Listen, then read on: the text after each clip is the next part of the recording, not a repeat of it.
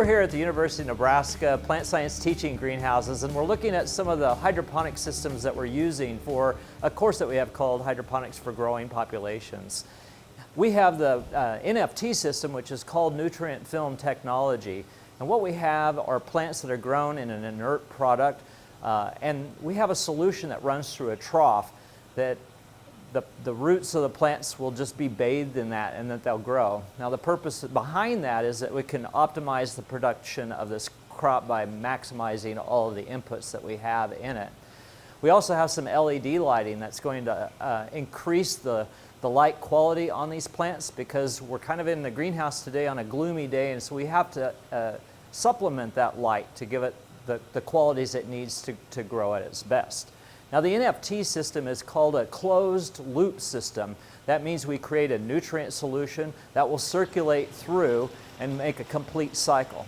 Now the challenge with this particular system that we have set up today is that we have to monitor it on a daily basis to make sure that the pH will stay in order, as well as the nutrient salts are at the level that we want.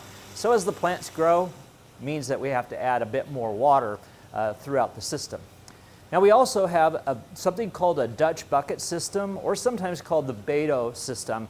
And today we have some tomatoes and peppers that were just recently started in it. Now this system differs because the roots are actually in a substrate, and the substrate we're using is perlite. And the bucket is about 1.5 gallons in size, and it has a little reservoir in the very bottom.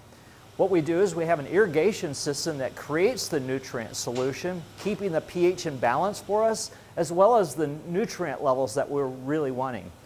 Now the system will cycle, so unlike the NFT system, which is a continuous loop, the Beto bucket system that we see here is cycling. So about every 2 hours, it'll go through about a 5-minute cycle in which it irrigates the plants.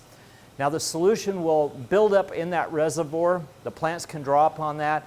The system shuts down, and for about 2 hours that the plants will have the nutrients that it needs.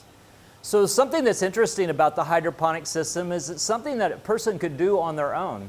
Sometimes you can do this outdoors, or some people might like to do it during the winter time down in their basement. So with a combination of having LED lighting as well as the temperatures within their house, they can grow plants themselves.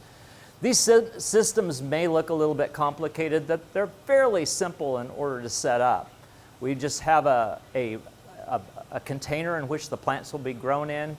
The solution will go in the top, and we have some way to collect it at the very bottom. So you can do this to grow your own fruits and vegetables in your own home during the winter season.